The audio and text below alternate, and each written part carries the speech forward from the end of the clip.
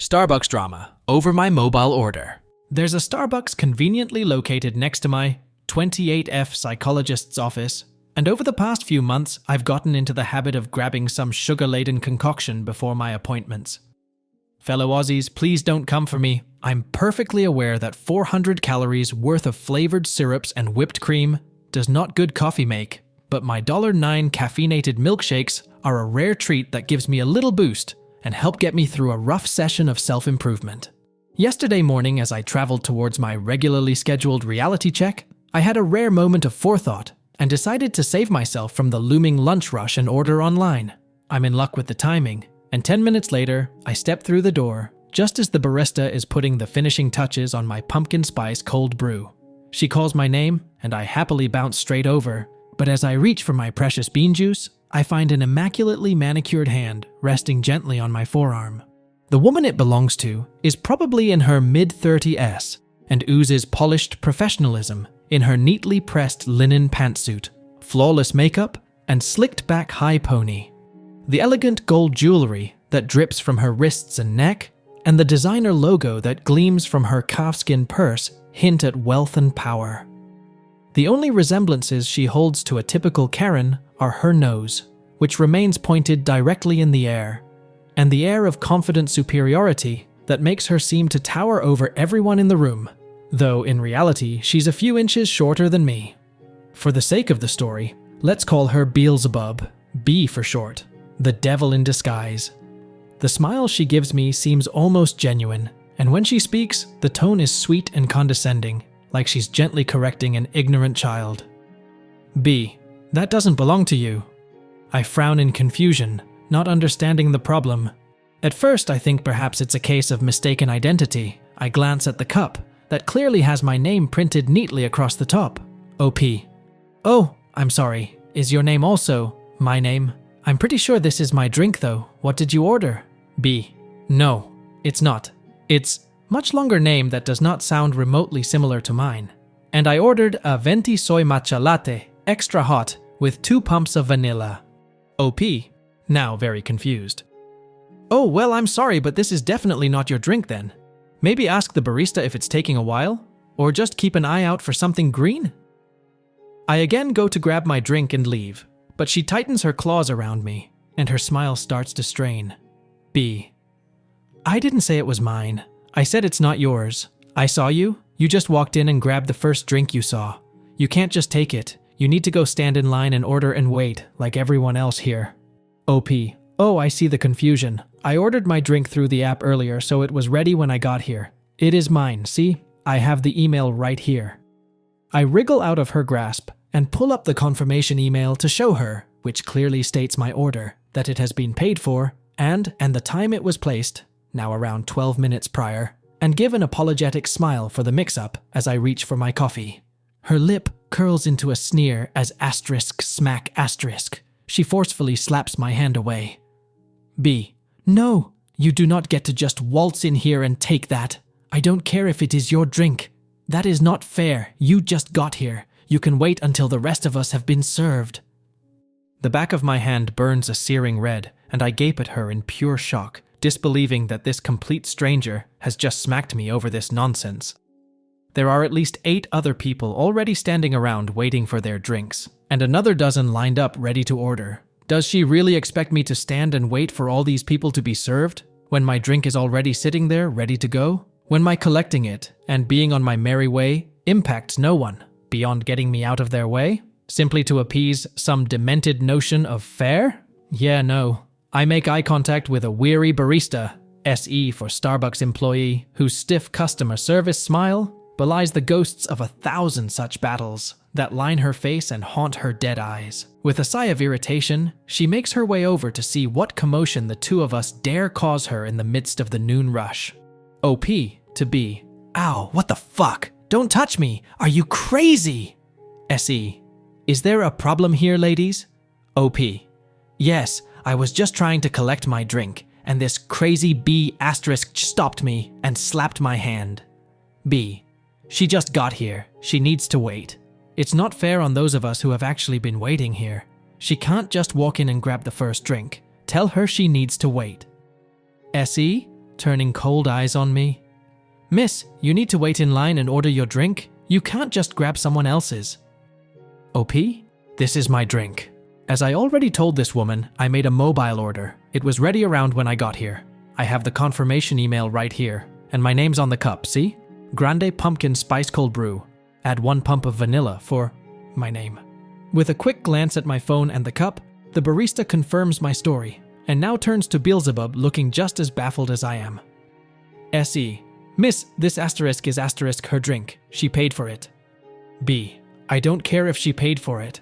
I've been standing here waiting for my drink with everyone else. She needs to wait for it too. She doesn't get special treatment. SE. Miss, this woman ordered her drink some time ago, and it was made according to the sequence in which our system received the order. She has not received special treatment. Some orders may take more or less time, as certain things take longer to make, but we do not prioritize anyone's order over another. You are also very welcome to order through our app in future, if you'd like to avoid waiting in line. I apologize for the wait. As you can see, we're quite busy. But you can asterisk not asterisk be stopping other customers from collecting their own items, or using physical violence in our store under any circumstance. Please step aside and let the other customers collect their drinks. Yours should be out shortly. Otherwise, I will have to ask you to leave the store.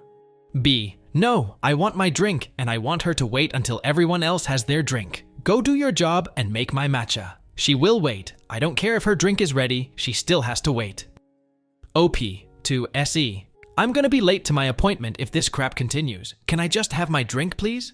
And she slapped me hard enough to leave a mark on my hand. Can you call security on her or something? She's clearly mental. SE. Yeah, I think that's probably best. The eerie thing is that up until this point, Beelzebub had barely raised her voice.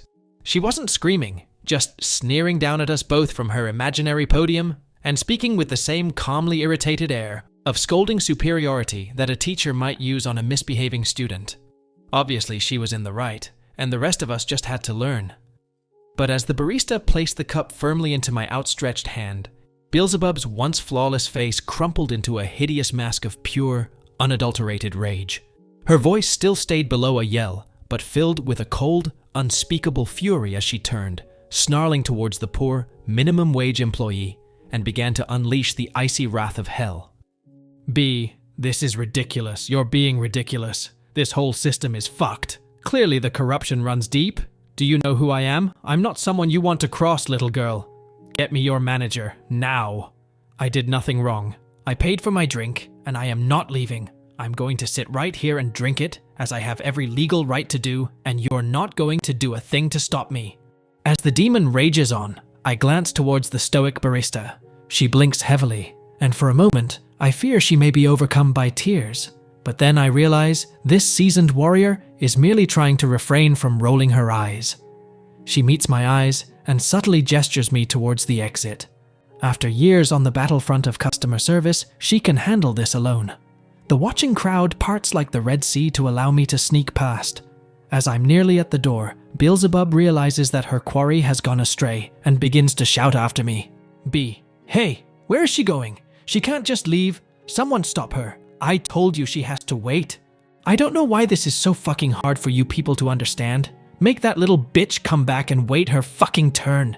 With a one-fingered wave, I push my way through the last few meters to the back door, just as I hear the sweet tinkle of the bell as a security guard arrives at the front door.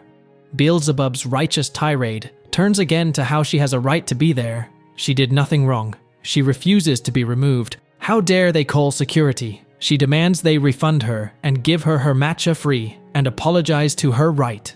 This instant, she punctuates her rant by slamming her hands against the counter as she speaks.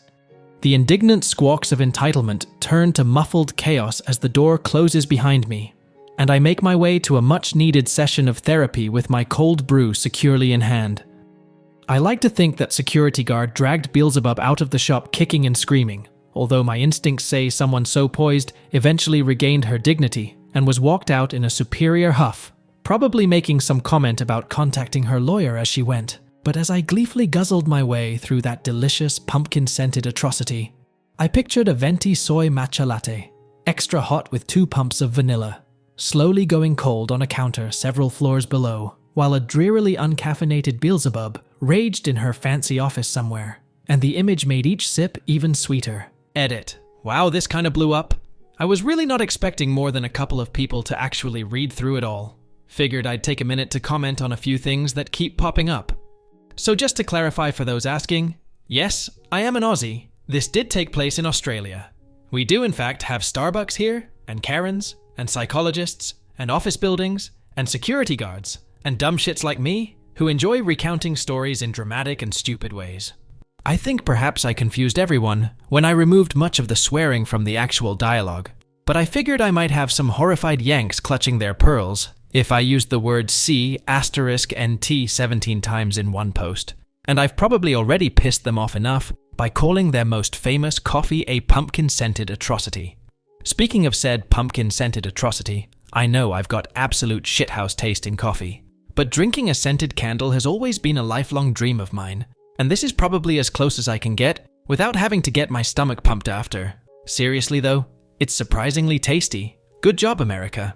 To all you asking why I didn't hit the bitch back, I'm very much a lover and not a fighter.